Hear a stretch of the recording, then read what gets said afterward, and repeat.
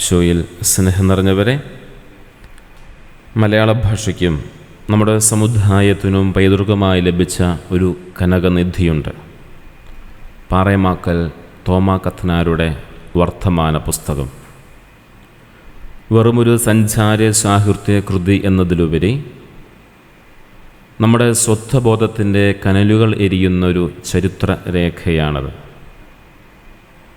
ആ ചരിത്ര വഴികളെ ആഴത്തിൽ തൊട്ടറിയാൻ പാലാവിഷൻ ഒഴുക്കുന്ന പുതിയ പഠന പരമ്പര ആരംഭിക്കുകയാണ്. കടൽ കടന്ന കനൽ വഴികൾ.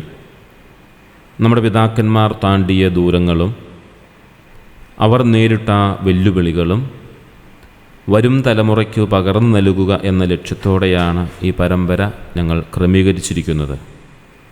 ഓരോ ഭാഗത്തിലും വിഷയത്തെക്കുറിച്ചുള്ള ആഴത്തിലുള്ള പഠന ക്ലാസുകളും തുടർ പഠനത്തിന് സഹായിക്കുന്ന ചോദ്യ ഉത്തരങ്ങളും ഉൾപ്പെടുത്തിയിട്ടുണ്ട്.